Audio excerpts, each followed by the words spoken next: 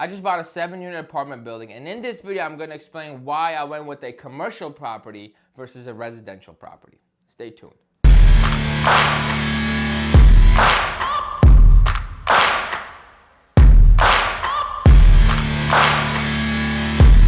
Hello there, ladies and gentlemen. I hope you're all having a fantastic day. If you don't know who I am, my name is Aaron. I'm a real estate agent and now an investor in the Chicagoland area. In this video, I want to explain why I went straight to commercial property when it was time for me to buy rentals. And if you enjoy the content, please do me a great honor.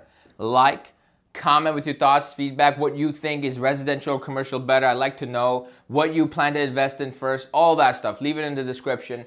And of course, subscribe to the channel if you're new. Now that we got out the way, let's get down to brass tacks. Basically, this video is about commercial real estate investing versus residential real estate investing. And I think it comes down to your goals. Since I'm a real estate agent, I've had the privilege of being involved in a lot of residential transactions. I help a lot of investors buy condos, 2 to 4 unit multifamily, single family homes. I've done a flip of a single family home. So I've had a lot of experience, like not maybe hands-on experience from a distance with residential real estate. And I've been studying commercial for a long time. And I've seen a pattern. Everybody in commercial real estate has a net worth 100 million plus. People in residential real estate are having a hard time exceeding $10 million. And I said, you know what, my goal is not to have a $10 million net worth. I'm trying to go big, right? I'm trying to have a life that is worth living.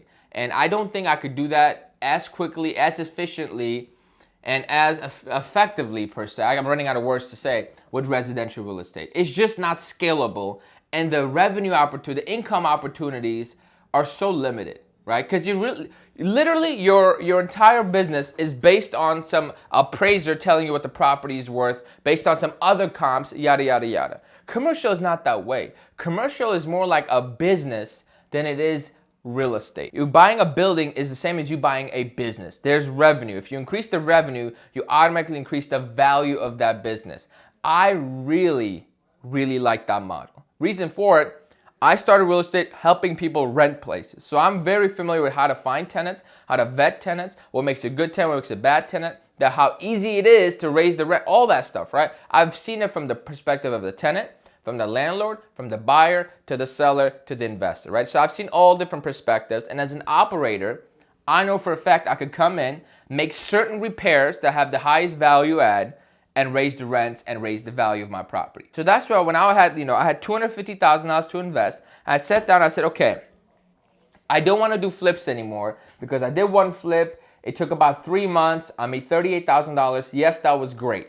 However, it's not something I want to do again because it was very tedious. I had a lot riding on it. All my money was in this one house, and pretty much if it didn't sell, I was going to be shit out of luck, right? I didn't like the feeling of being stuck, or if I had to rent it, it's just one place. It just wasn't right. Something wasn't right. I didn't like it. I didn't enjoy it. So I knew flipping wasn't for me. I also knew that single family homes wasn't for me because why on earth would I buy, say, 5 different single family homes? Yes, it's going to have great cash flow, but I got 5 roofs, 5 sets of foundations that could or could not be bad, 5 sets of plumbing that could or could not be old or need to be replaced, 5 sets of electricals all across the house, 5 yards to worry about, a whole lot of stress, more windows than I want to count. It's just a whole lot. It's a lot, right? I don't want to deal with that. It's just not scalable. 5 different addresses, 5 different utility bills. You try switching utilities over one of these days. It's exhausting, right? So I'm like, I don't want to do single families. Then I transition over, okay, maybe I do condos, right? Buy $100,000 to $150,000 condo. I could buy 5 or 6 of those and boom. But then I'm like, yeah, I buy 5 or 6 of those. I'm spending $50,000 on closing costs. That's a whole nother unit. That doesn't make a lot of sense. And again, I still have 5 addresses, 5 sets of utilities. The only difference is now I don't have a roof to worry about. And the landscaping is done by the HOA. I'm like, that's really no way to build a business. And I'm not just trying to park money.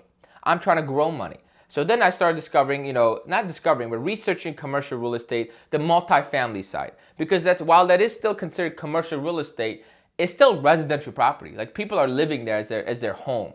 And that's something I know I'm an expert in, right? So I didn't want to go retail, warehouses, office space. I went with what I know, which is apartments, renting residential spaces, but it's classified as commercial. So that caught my eye. So I did my research on it and I discovered the model that if you raise the revenue, you raise the value. I'm like, okay, fantastic. So what can I buy with $250,000? I figured I could go as high on the purchase price as $800K.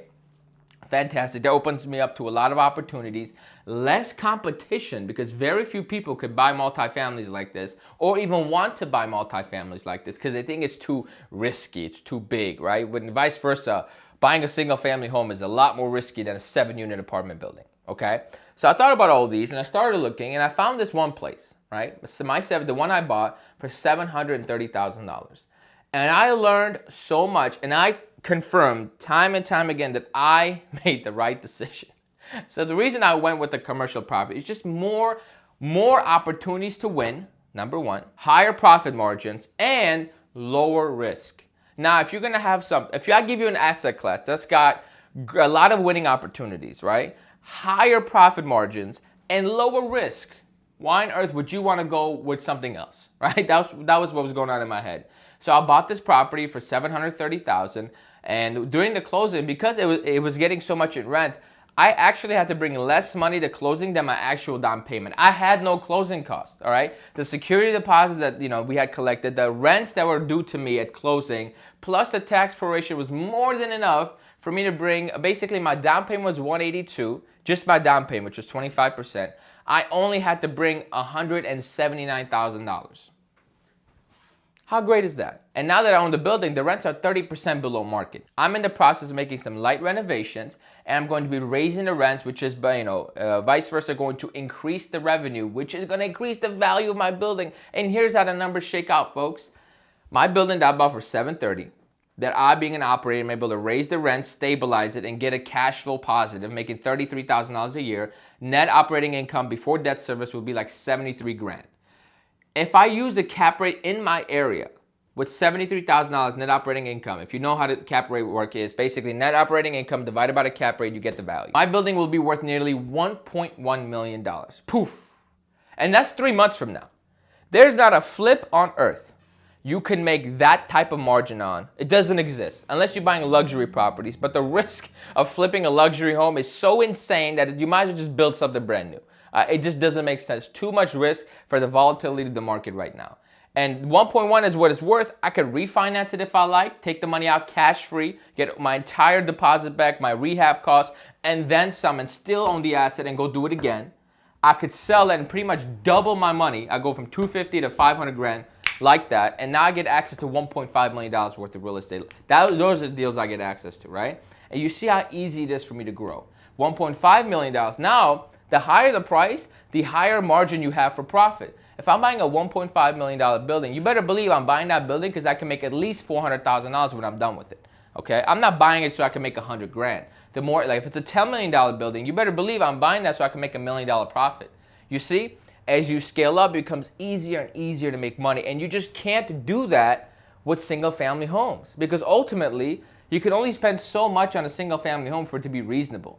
And the lending is completely different on commercial versus residential. They don't even give a damn about your income on the commercial side. As long as you can support yourself, you don't require the cash flow to live, they'll lend you the money if the deal makes sense. And I love that. As a businessman, I could come in and convince somebody and sell somebody on lending me money, no problem. So with all those factors, I was like, why on earth would I go residential?